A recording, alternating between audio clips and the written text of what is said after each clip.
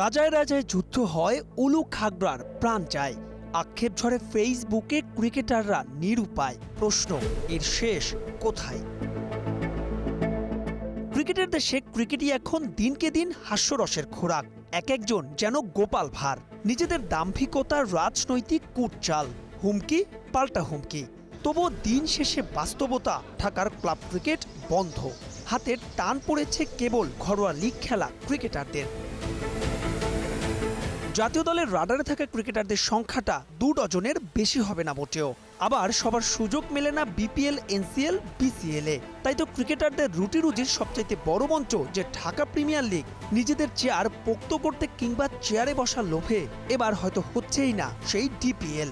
ক্রিকেটারদের এমন বলি হওয়ার যে ঘটনা দেশের ক্রিকেটে এক্কেবারেই বিরল। কারণ এর আগে 2004, 14 আর 20 তিন প্রিমিয়ার ডিভিশন লিগ মাঠে না গড়ানোর কারণ ছিল যুব বিশ্বকাপ, রাজনৈতিক সহিংসতা আর কোভিডের করাল গ্রাস। ঢাকা প্রিমিয়ার লিগ তো অলওয়েজ মিস করবোই। এটা একটা নর্মাল একটা ছিল যে প্রিমিয়ার লিগ হবে, সো এবার না হওয়াটা অবশ্যই বড় একটা আক্ষেপ।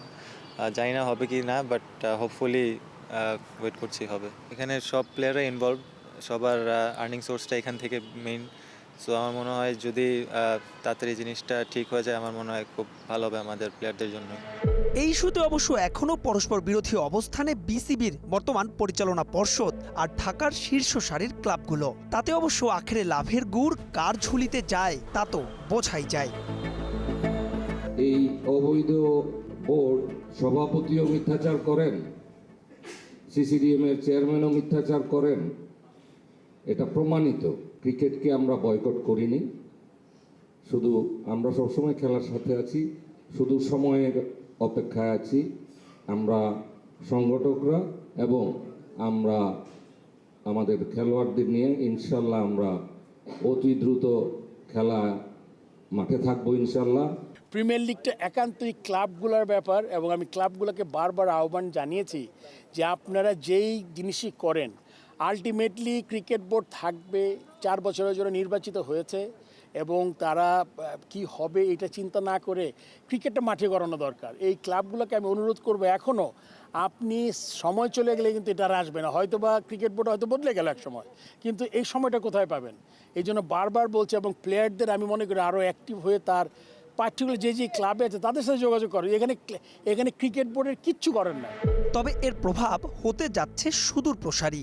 এমনিতেই পাইপলাইনে ক্রিকেটার সংকট, তার উপর ডিপিএল না হলে ভবিষ্যতের জাতীয় দল গঠনে পড়বে নেতিবাচক প্রভাব সরল স্বীকারোক্তি নির্বাচক প্যানেলের। ডোমেস্টিক ছাড়া তো আর কোনো অপশন নেই প্লেয়ারদের সিলেক্ট করার। ডোমেস্টিকটা তো বেটার হইতেই হবে। সো ওটার জন্য আই হোপ বোর্ড আরও বেটারভাবে উদ্যোগ নেবে, বেটার কিছু করার চেষ্টা করবে। প্রিমিয়ার লিগটাও ঠিক মতো হচ্ছে না এবার। সো এই লিগগুলো আবার আগের মতো স্টার্ট হলে আমার মনে হয়, আগে একটা বড় একটা স্পেস ছিল প্রিমিয়ার লিগ সিলেকশনের ক্ষেত্রে।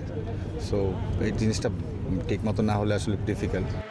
দুঃসময়ে দায়িত্ব নেওয়ার কথা যে সিসিডিএম-এর, তার চেয়ারম্যানও এখন বিদেশে আয়েশি জীবনে ব্যস্ত। নিজ অবস্থানে অনড় ঢাকার ক্লাবগুলোর নীতি নির্ধারকরা। ফলাফল, ক্রিকেটের দেশে ক্রিকেটাররাই এখন সবচাইতে অবহেলার পাত্র। খেলার চাইতে যে দেশে এখন ধুলোটাই বেশি। মাহবুব রিমন, স্টার নিউজ, ঢাকা।